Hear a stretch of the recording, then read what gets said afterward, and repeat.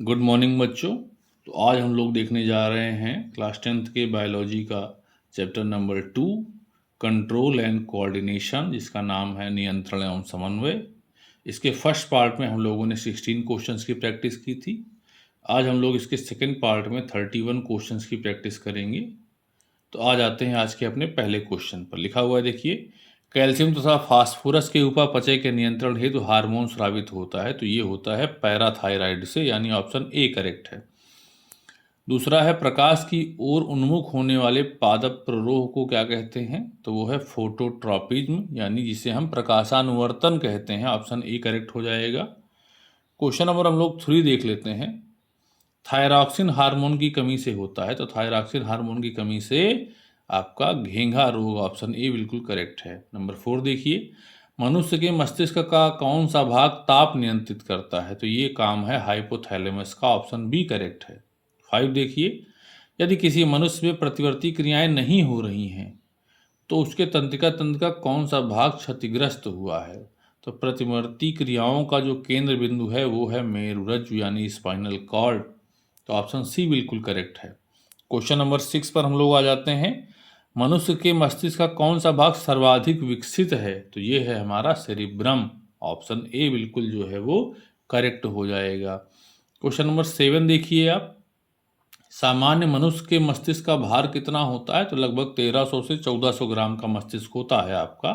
Option B बिल्कुल correct हो जाएगा। क्वेश्चन नंबर 8 देखिए, मेडुला ऑब्लांगेटा नियंत्रण करता है। तो मेडुला ऑब्लांगेटा जो कि हमारे मस्तिष्क का हिस्सा है वो हमारी अनैच्छिक क्रियाओं को नियंत्रित करता है। ऑप्शन बी करेक्ट हो जाएगा। क्वेश्चन नंबर 9 आपके स्क्रीन पर देखिए, लिखा हुआ है, मेरुरज्जु से निकलने वाली मेरु तंत्रिकाओं की संख्या होती है। तो ये 31 जोड़ी तंत्रिकाएं ये होती हैं। ऑप्शन बी बिल्कुल करेक्ट है। पुरुषों के वृषण द्वारा स्रावित हार्मोन्स का नाम क्या है? तो क्वेश्चन नंबर 10 कह रहा है, देखिए, पुरुषों के वृषण द्वारा स्रावित हार्मोन्स का नाम क्या है? तो 2 हार्मोन्स हैं, इनमें से एक है टेस्टोस्टेरोन, दूसरा है एंडोस्टेरोन। नहीं, टेस्टोस्टेरोन और एंडोस्टेरोन ये 2 हार्मोन्स पुरुष के वृषण द्वारा स्रावित होते हैं। ऑप्शन सी करेक्ट है। 11 देखिए, किस हार्मोन की कमी से मधुमेह रोग होता है? तो ये है हमारा insulin hormone. Option A correct है। नंबर 12 देखिए, पीयूष ग्रंथि पाई जाती है मस्तिष्क के अधर तल पर, पीयूष ग्रंथि पाई जाती है जिसे हम मास्टर ग्रंथि कहते हैं। तो ये ऑप्शन ए करेक्ट हो जाएगा। क्वेश्चन नंबर हम लोग आ जाते हैं 13 देखते हैं।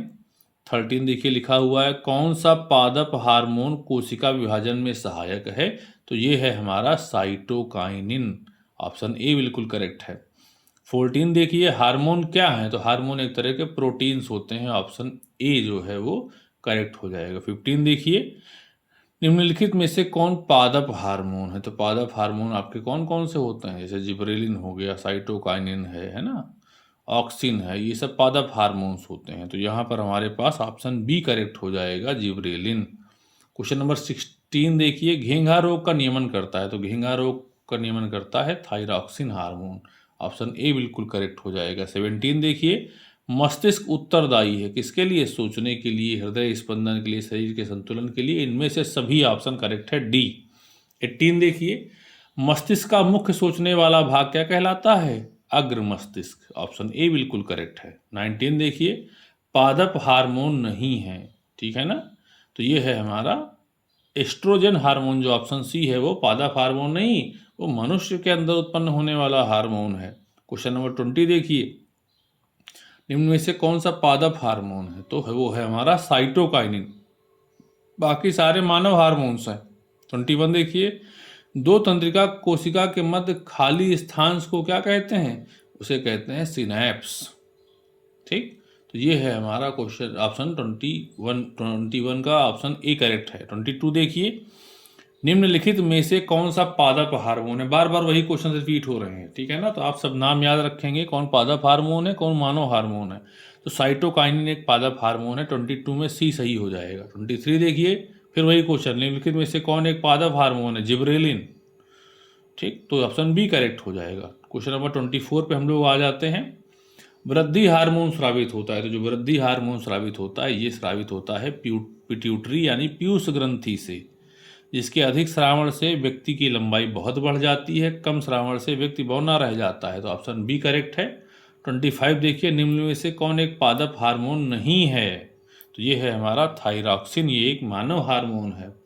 26 देखिए, अलिंद व निलय किस मानव अंग के भाग होते हैं? तो अलिंद व निलय कहाँ पाए जाते हैं? हृदय में पाए जाते हैं। ऑप्शन ए करेक्ट हो जाएगा। 27 देखिए, निम्न में से कौन एक पादप हार्मोन नहीं है? फिर से वही प्रश्न है। इंसुलिन, इंसुलिन एक मानव के अंदर हार्मोन होता है जो हमारे अंदर मधुमेह की मात्रा को नियंत्रित करता है। तो ऑप्शन सी करेक्ट हो जाएगा। क्वेश्चन नंबर हम लोग आ जाते हैं 28 पर। निम्नलिखित में से कौन सा जंतु हार्मोन है? जंतु हार्मोन का मतलब जो पेड़ पौधे में नहीं, जंतुओं में उत्पन्न होता है, तो वो है हमारा एड्रेनालिन हार्मोन, है ना। तो ऑप्शन ए करेक्ट हो जाएगा। हम लोग अब आ जाते हैं अपने क्वेश्चन नंबर 29 पर। थायरॉक्सिन हार्मोन बनाने में किसकी आवश्यकता पड़ती है? तो ये है आयोडीन की। इसीलिए इस आयोडीन की कमी से ही घेंघा रोग हो सकता है। Option B correct. 30 देखिए, कौन सा पादप हार्मोन है? तो तीनों पादप हार्मोन है, ऑक्सिन, जिब्रेलिन, साइटोकाइनिन, सब पादप हार्मोन्स हैं। डी ऑप्शन सही हो जाएगा। 31 क्वेश्चन हम लोग आ जाते हैं आज के अपने इस लेक्चर के लास्ट वीडियो है क्वेश्चन पर। इंसुलिन हार्मोन का कार्य क्या है? तो इंसुलिन हार्मोन रक्त में शर्करा के स्तर को नियंत्रित करता है, हमारे ब्लड में शुगर के लेवल को कंट्रोल करता है। अगर इंसुलिन हार्मोन कम उत्पन्न होता है तो इससे हमारे रक्त में शर्करा यानी शुगर की मात्रा बढ़ जाती है और व्यक्ति को डायबिटीज या मधुमेह रोग हो जाता है। ऐसी स्थिति में उसे इंसुलिन हार्मोन की टैबलेट्स भी खानी पड़ सकती हैं। तो इस तरह से हम लोगों ने सारे क्वेश्चन इस पार्ट के देख लिए हैं। आप लगातार इन सीरीज के साथ जुड़े रहें, सपोर्ट करते रहें, चैनल को शेयर करें, सब्सक्राइब करें और दोस्तों को अपने ज़रूर भेजें, ठीक है ना, जिससे आप और आपके साथ जो भी आपके फ्रेंड सर्कल में लोग हैं वे सभी लोग सफलता को प्राप्त कर पाएँ। Thank you so much for connecting with us.